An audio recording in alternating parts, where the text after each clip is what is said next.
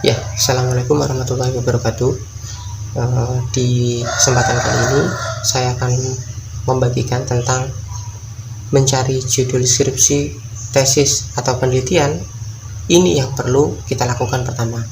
Jadi beberapa langkah dasar bagaimana kita mencari ide atau gagasan atau topik ya yang bisa kita jadikan sebagai ide penelitian, baik itu skripsi untuk mahasiswa S1, tesis untuk mahasiswa S2, disertasi untuk mahasiswa S3, dan mungkin topik penelitian secara umum untuk para peneliti.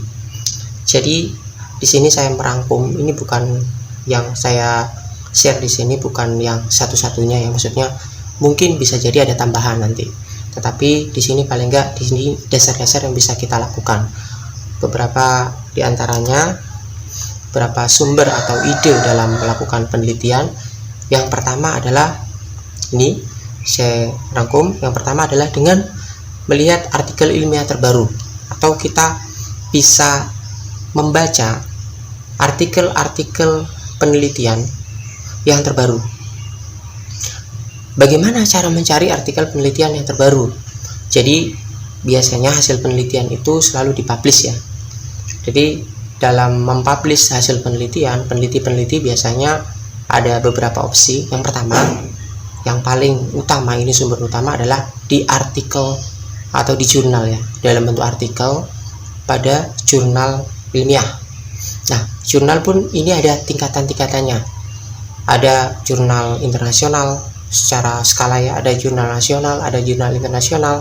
Terus kita melihat reputasi, kalau di Dikti sendiri atau di Kemenristek sendiri itu jurnal membuat rankingan di jurnal ya. Kalau di skala nasional itu ada yang namanya Sinta.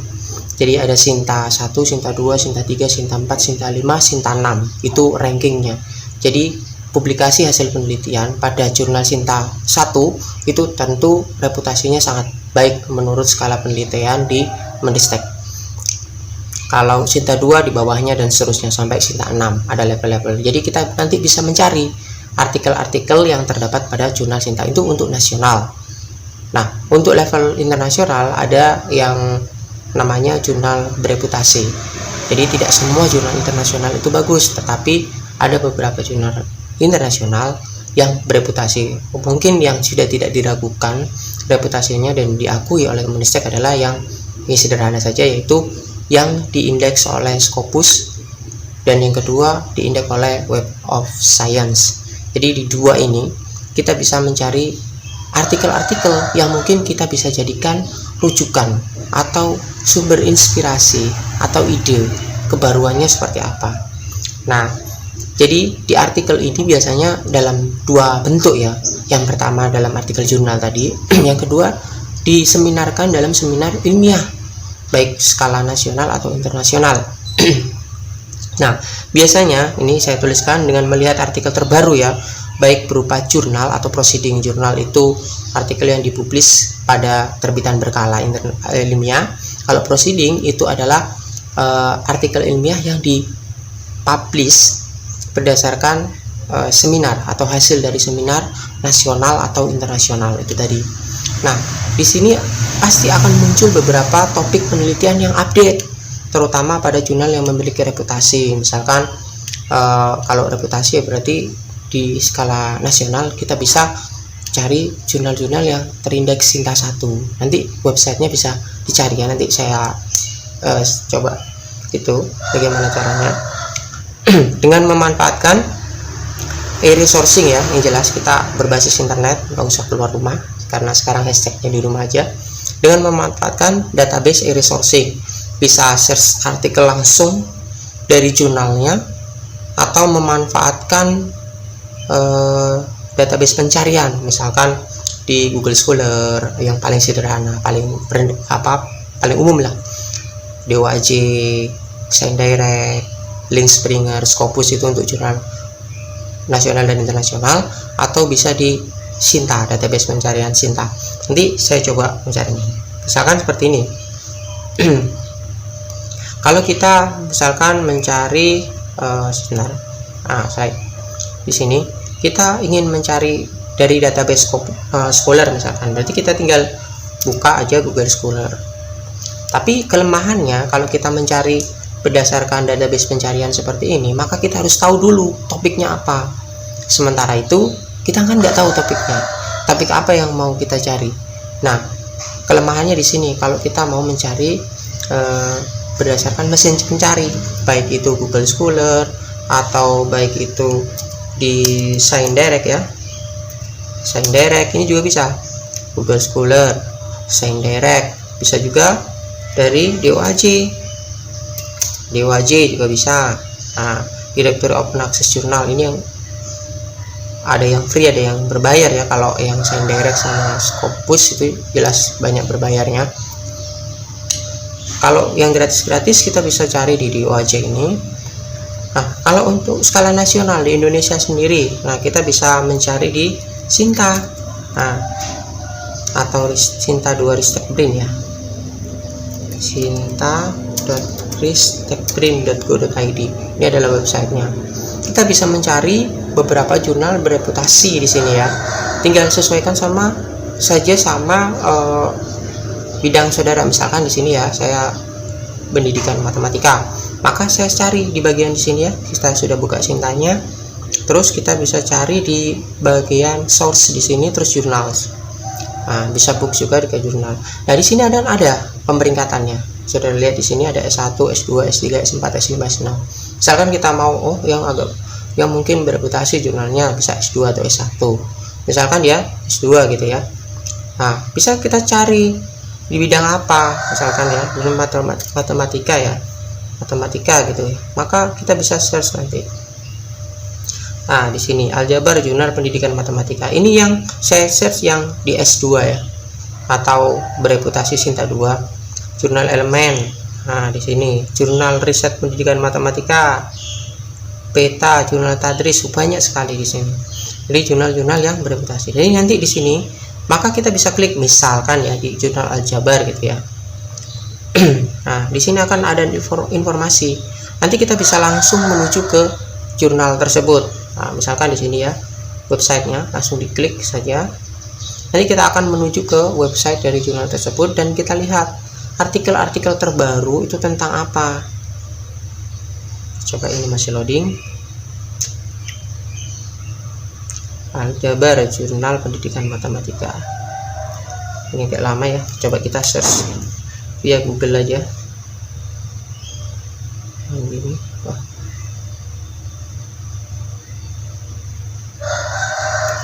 Agak lama.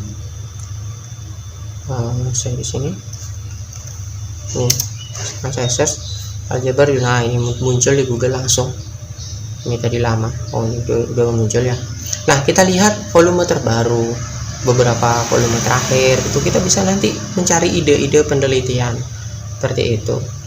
Jadi misalkan di sini ya, kita lihat artikel terbaru ini 2019 ini di Soft Realistic Mathematics Education. Realistic Mathematics Education mungkin apa aja, analysis of student learning style mathematics education. Nah, ini di sini akan bisa di download ya, terus bisa diunduh di sini dan kita pelajari mungkin topik apa yang cocok sama riset kita. Sebelum kita membuat matriks ya, mungkin untuk menyusun ide penelitian kita matrikskan dulu kira-kira penelitian yang kosong atau yang bisa kita isi itu di bagian mana.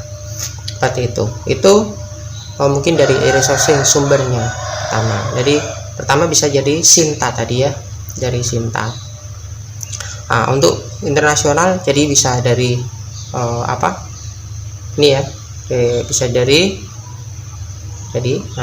bisa dari IOP, atau kalau misalkan dari jurnal tadi kan bisa dari Link Springer, atau ada buku ya juga bisa, tidak masalah. Buku atau kumpulan riset itu juga ada, nanti bisa di search. Jadi yang jelas itu pertama dari jurnal, artikel jurnal, dan yang kedua dari hasil seminar internasional atau nasional dari yang diselenggarakan gitu, biasanya diterbitkan dalam bentuk proceeding, yaitu biasanya proceeding yang free ya di sini yang terindeks Scopus itu IOP. Jadi bisa di search nanti di Google IOP gitu. Jadi nanti akan ada beberapa artikel update yang diterbitkan oleh IUP. Nanti kita search di bagian kita sendiri. Itu adalah pertama, dengan melihat jurnal, dengan melihat seminar internasional atau mengikuti seminar internasional atau nasional tersebut. Di situ akan banyak ya parallel session dari peneliti-peneliti yang mempresentasikan hasil risetnya. Jadi kita bisa mungkin timbul atau muncul ide penelitian dari melihat tersebut. Terus yang kedua, bisa kita cari dari ini yang enak ini. Kalau saudara sudah tahu peneliti-peneliti hebat atau dosen-dosen saudara yang mungkin inspiratif atau yang aktif meneliti, penelitiannya banyak gitu ya, kita bisa meniru.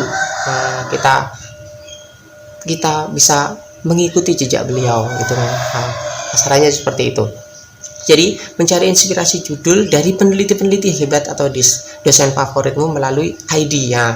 Jadi peneliti-peneliti itu biasanya selalu punya ID di penelitian. Seperti kita mungkin punya sosmed ya, kayak IG, Instagram ya, atau punya Facebook atau yang lain gitu ya. Ya, di sini para peneliti juga punya ID seperti itu. Yaitu pertama, paling sederhana, paling dasar itu di Scholar. Pasti punya ada. Misalkan ini saya ambil contoh saja. Bentar.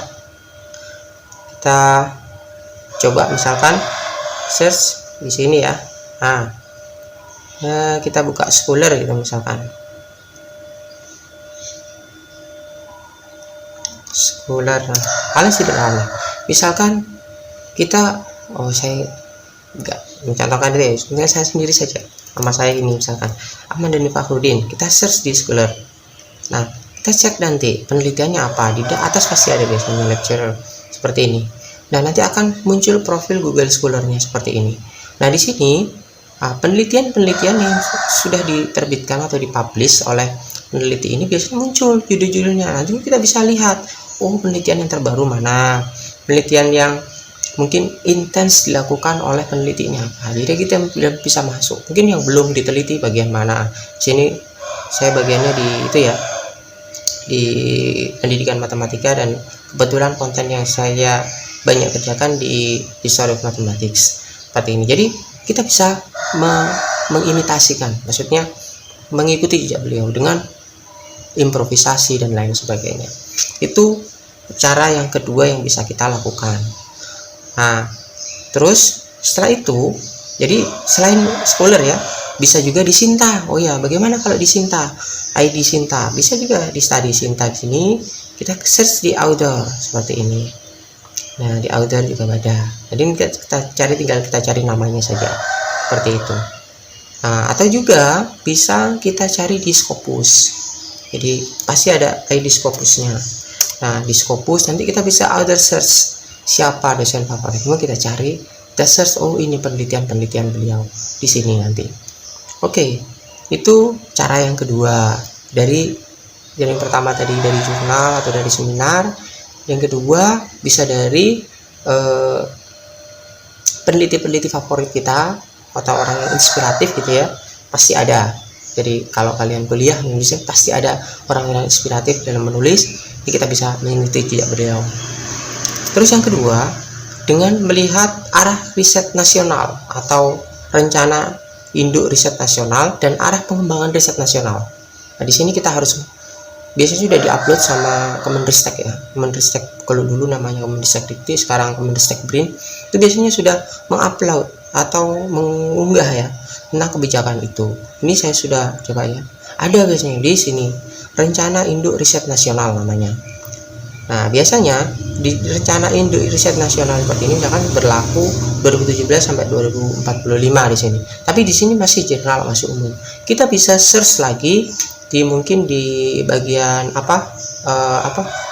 namanya prioritas riset nasional. Nah, prioritas riset nasional 2020-2024, kebijakan untuk mendorong pengembangan dan pemanfaatan produksi dalam negeri. Ini judulnya.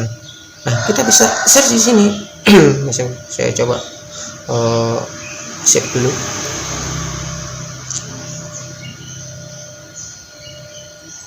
Saya save dulu. Di sini mudah.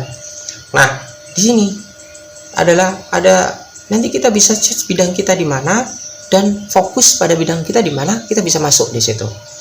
Nah, ini bisa dibaca ya, terlalu banyak kalau saya bahas. Nah, terus misalkan di sini juga kita bisa buka juga di arah pengembangan riset nasional di sini. Ini contohnya. Nah, karena saya di bidang pendidikan, maka kita bisa cari di bidang pendidikan.